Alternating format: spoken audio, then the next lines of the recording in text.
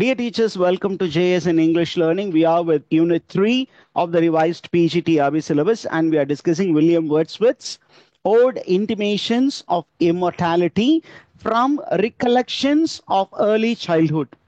It's simply known as Immortality Ode. The poem is about immortality, and William Wordsworth is of the opinion that we had traces of immortality, eternity in us when we were children, when we were innocent.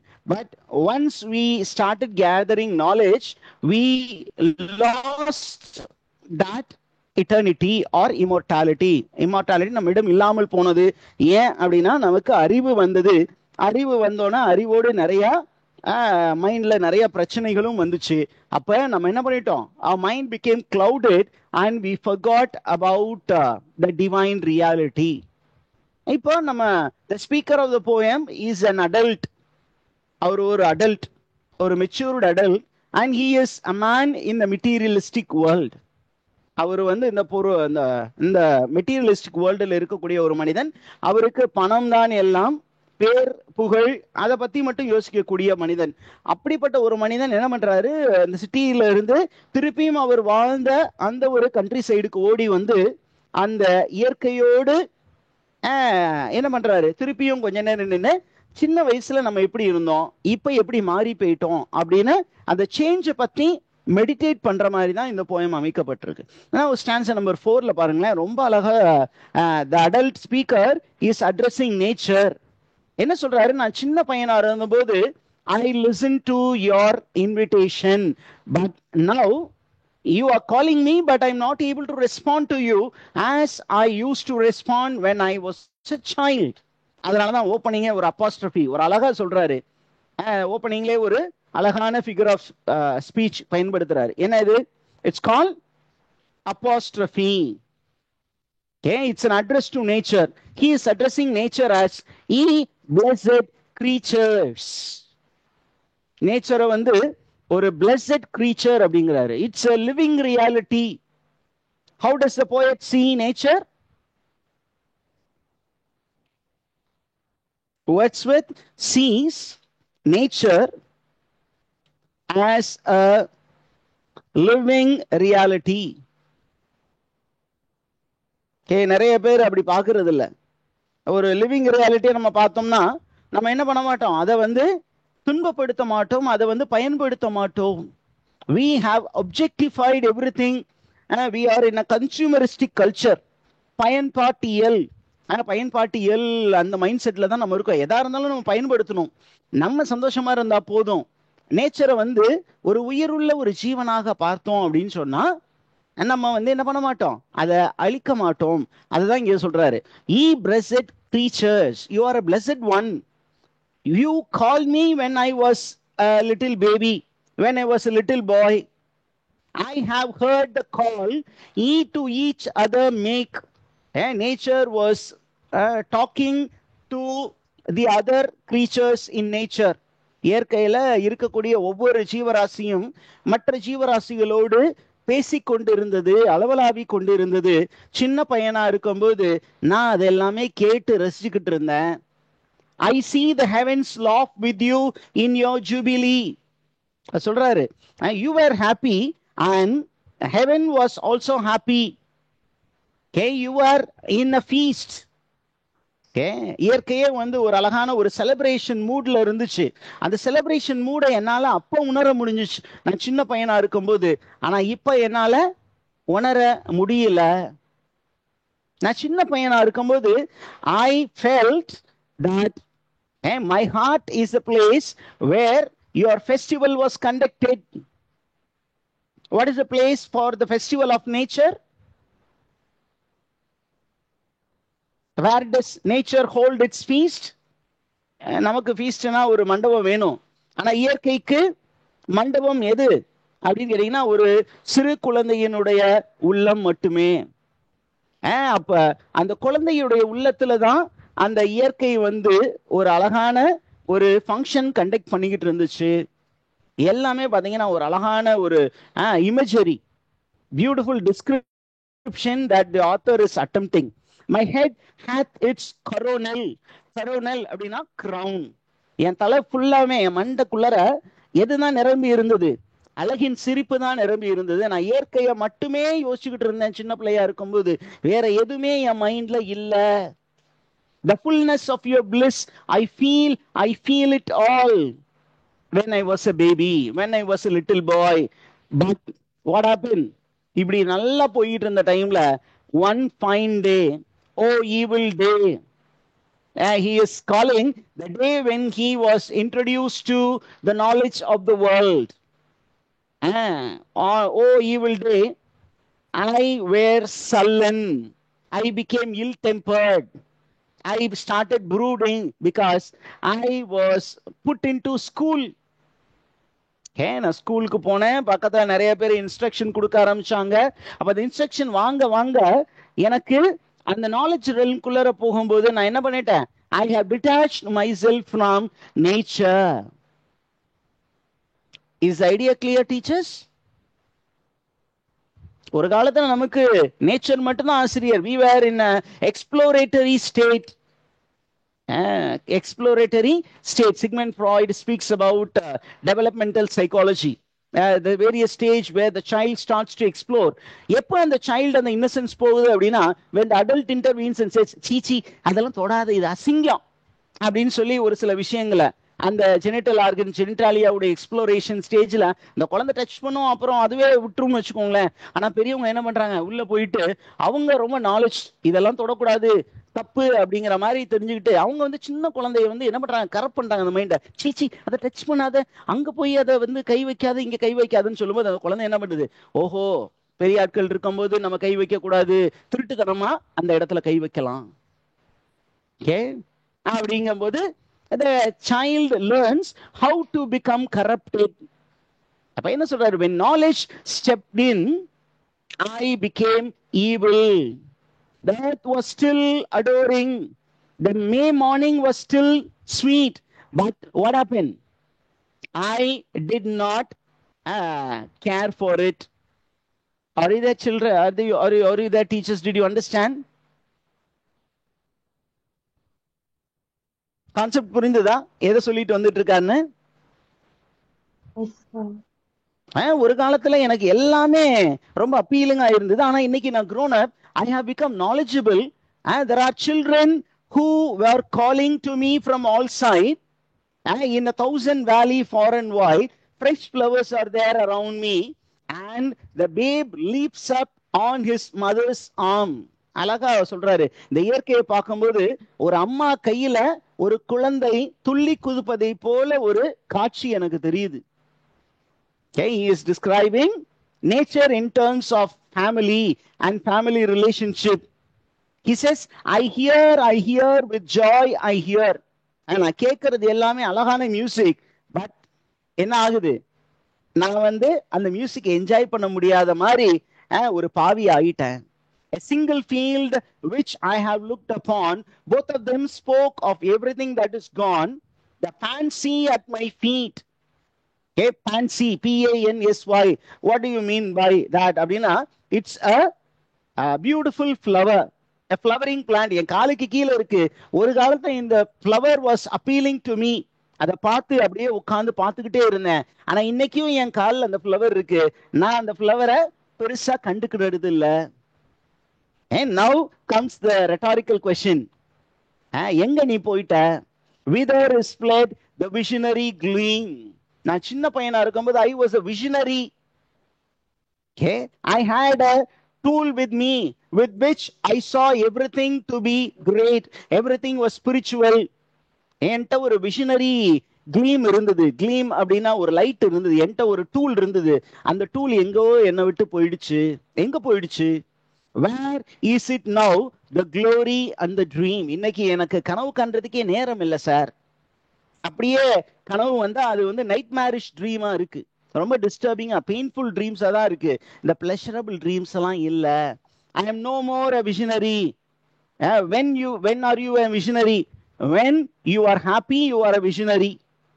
But when you grow up, you are an unhappy man or an unhappy woman. because you have too many preoccupations. எங்க போச்சு நம்ம கிட்ட இருந்த அந்த ஒரு சின்ன gift? சின்ன குழந்தையா இருக்கும்போது நம்ம கிட்ட ஒரு டூல் நம்ம கிட்ட இருந்தது இல்லையா?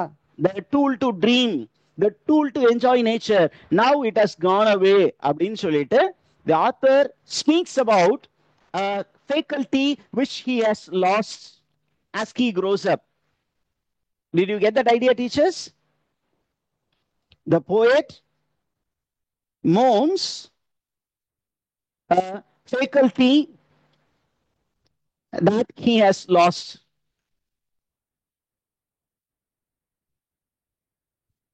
In the process of growing up.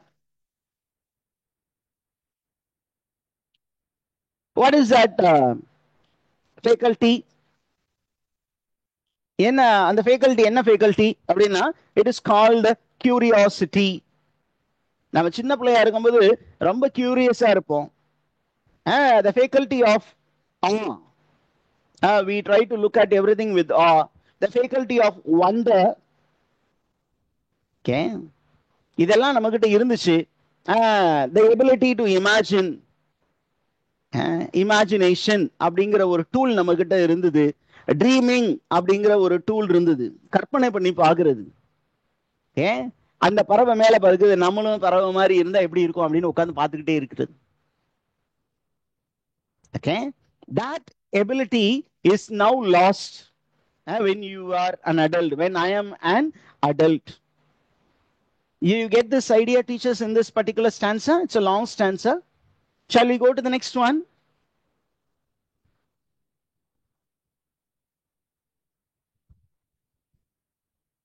The poet slowly, William Wordsworth, is slowly taking us into the cycle of life. ஒரு வாழ்க்கை அப்படின்னு வரும்போது இந்த human life begins with birth. அந்த பர்த்ல என்னென்ன விஷயங்களா நடக்குது அப்படின்னு அழகா சொல்ல போறாரு. அவர் பர்த்தை பத்தி அழகா பேசுறாரு பாருங்க. எப்படி பேசுறாரு பாருங்க. அவர் birth is a sleeping and forgetting. Okay, look at the paradox again. Our birth is but a sleep and a forgetting. நாம் பிறக்கும் பொழுது நம் கடந்த காலத்தில் நடந்த விஷயங்களை மறந்து போறோம். We are a body and a soul. இந்த soul வந்து had a prior life. நீங்க கிரீக் மித்தாலஜி இதெல்லாம் சொல்லப்படுது. என்ன அப்படின்னா there is a river called the river of Lide. அந்த ரிவருடைய ஷோர்ல வந்து எல்லா ஆன்மாக்களும் வெயிட் பண்ணிட்டு இருக்கும், இந்த உடலை விட்டு வெளியே போன ஆத்மா. அப்ப அந்த ஆத்மா என்ன பண்ணும் அப்படின்னா இந்த பாஸ்ட் லைஃப் உடைய மெமரிஸ் அது இருக்கும்.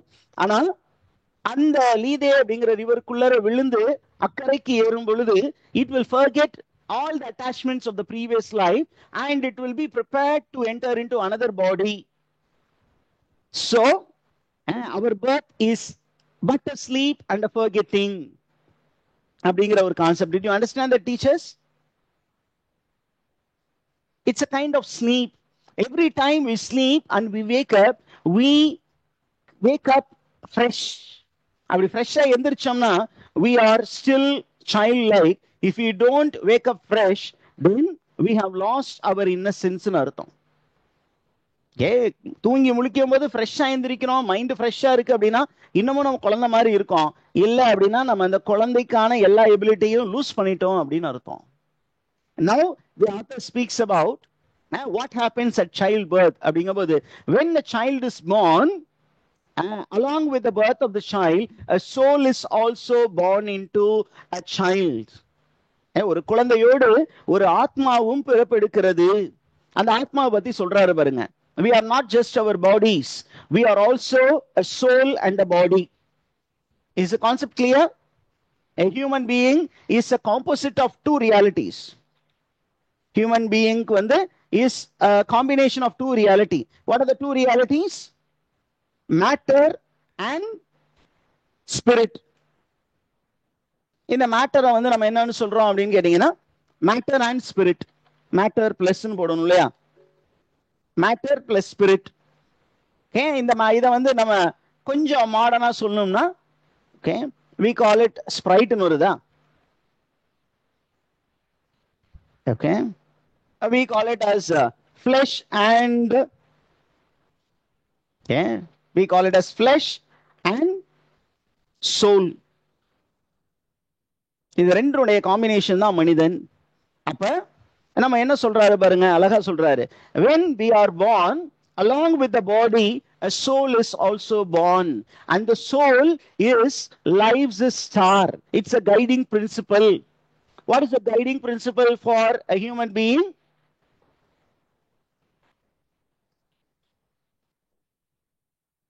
Teachers, are you there? What is the guiding principle for a human being?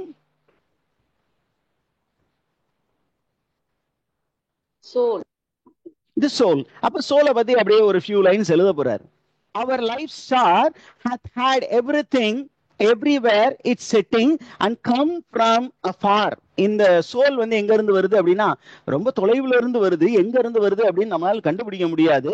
Not in entire forgetfulness, not in utter nakedness, but trailing clouds of glory do we come. இந்த soul எங்க இருந்து வருது? Where does the soul come from?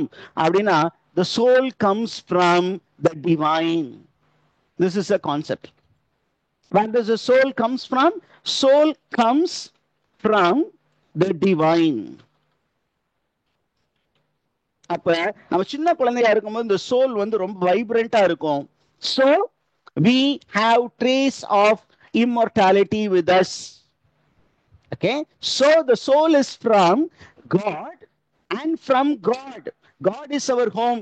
அங்க இருந்து கடவுள் தான் நம்முடைய வீடு. இறைவன் நமது வானக தந்தை, அவருடைய வீடு தான் பர்மனன்ட். இதெல்லாம் ஒரு பாசிங் ரியாலிட்டி தான். இந்த கூடு நந்தவனத்தில் ஒரு ஆண்டி 4 மாதங்கள் குயவனை வேண்டி கொண்டு வந்தான் ஒரு தோண்டி, இதை கூத்தாடி கூத்தாடி போட்டுடை தாண்டி அப்படின்னு ஒரு சித்தர் பாட்டு இருக்கு. நந்தவனத்தில் ஒரு ஆண்டி 4 மாதமாய் குயவனை வேண்டி, குயவன் இஸ் அ மேக்கர். அவர்கிட்ட இருந்துதான் நம்ம ஆளு கேட்கிறாரு, எனக்கு ஒரு பாடியை கொடுங்களேன். அப்ப அவர் ஒரு பாடியை கொடுக்குறாரு. இந்த பாடியை கூத்தாடி கூத்தாடி போட்டு உடை தாண்டி, இந்த பாடி போயிடுச்சுன்னா சோலும் போயிடும், மீனா போயிடும். அப்ப கடவுள் அப்படிங்கிறவர் தான் நம்முடைய home. And after creating God wants to rest in us. நம்ம இந்த உடலுக்குள்ளார ஸ்டே பண்ணணும்னு நினைக்கிறாரு. உடலுக்குள்ளார ஸ்டே பண்ணும் போது எதுல தான் ஸ்டே பண்ண முடியும்? கடவுள் will stay only in the soul. ஆத்மால தான் கடவுள் தங்க முடியும். அண்ட் இந்த ஆத்மால கடவுள் இருக்காரு அப்படின்னா நம்ம கடவுள் இருக்கக்கூடிய அந்த விண்ணகத்தினுடைய எக்ஸ்பீரியன்ஸ் நமக்கு இங்கேயே கிடைக்கும். So when we were children, we have a taste of heaven. Are you there, teachers? Did you understand? When we were children, we had a taste of heaven in this world because our soul is from God and God rests in the soul. It's a tinge of the divine soul. நம்மளுடைய ஆத்மா அந்த பரமாத்மாவில் ஒரு சிறு துளி. அப்ப அந்த துளியிலிருந்து வந்ததுக்கு அதே எலமெண்ட் இருக்கும். அதனால நம்ம இந்த ஆத்மா என்ன பண்ணுது? இந்த ஒரு உடல் என்ற சிறைக்குள் மாட்டிக்கொள்கிறது. அதுதான் அழகா சொல்றாரு. Shades of prison home begin to close upon the growing boy. Prison home is the flesh. The flesh starts gaining more input from the immediate surrounding. இப்ப நீங்க ஆக்சுவலா ஜான் லாக்ட போகணும். Every newborn child is born as an empty slate. Empty slate na innocent state. The empty slate வந்து இன்னசென்டா pure ஒரு white cloth மாதிரி இருக்கு. Christian பாப்டிசத்துல கொடுக்கக்கூடிய அந்த வெள்ளை துணி, தரைப்படாத வெள்ளை துணி போல இருக்கிறது, கடவுளின் பிம்பமாக இருக்கிறது. ஆனா என்ன ஆகுது? நம்முடைய இமீடியட் சரௌண்டிங்ல இருந்து இன்புட் வர வர நிறைய கரைகள் அதில் பட்டு அந்த துணியே கரையாக மாறி அந்த பியூரிட்டி அப்படிங்கிறது இந்த மனிதரிடமிருந்து மறைந்து போகிறது. Did you understand that, teachers? When we are infant, we have a vision of heaven, but when we become boy, when we start gaining knowledge, we start moving away from the soul. We start thinking about the mind. Soul விட்டுட்டு மைண்டுக்கு போறோம். It's called the philosophy of mind. I think, therefore I exist.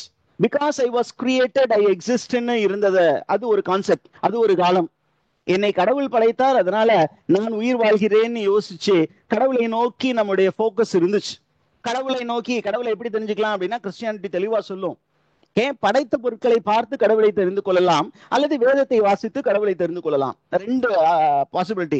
ஒன்னு வேதத்தை படி, வேதத்தை உன்னால படிக்க முடியலையா அப்படின்னா படைத்த பொருட்கள்ல கடவுளுடைய கிரேட்னஸ் இருக்கு, காட்ஸ் கிராண்டர் இருக்கு. அதை பார்த்துட்டு அதை படைச்சவன் எவ்வளவு பெரியவன்னு பார்த்து அவனை நோக்கி போடா அப்படின்னு ஒரு கான்செப்ட். ஆனா நம்ம எப்ப இந்த ஸ்கூலுக்குன்னு போறோமோ, எப்ப நாலேஜ் இன்புட் நம்ம கிட்ட வருதோ, we go away from the soul and we move towards the mind. இங்க இங்க என்ன சொல்லுது, முன்னாடி இங்க என்ன சொல்லுதுன்னு கேட்டோம், இப்ப இங்க என்ன சொல்லுது கே அப்படின்னு மேல பார்க்க ஆரம்பிச்சோம். அப்படி பார்க்க ஆரம்பிக்கும் போது நம்ம கிட்ட இருந்து அந்த divine light started disappearing. Are you there, teachers?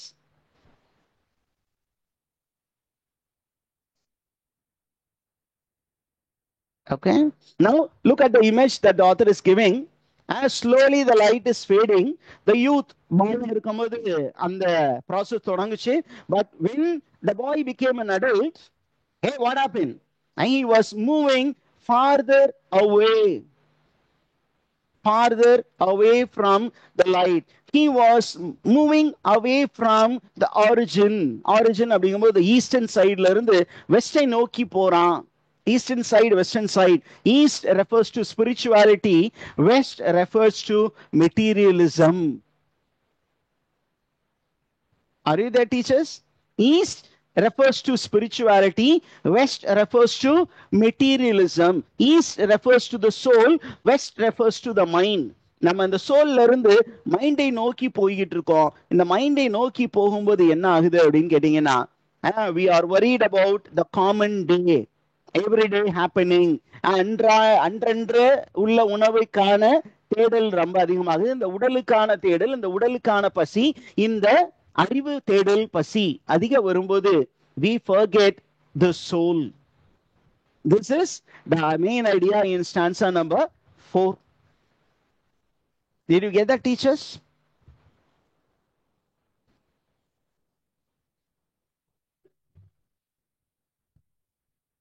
திருப்பியும் ஒரு தடவை ரிவைஸ் பண்ணி பார்த்தீங்கன்னா you will be able to understand. Okay,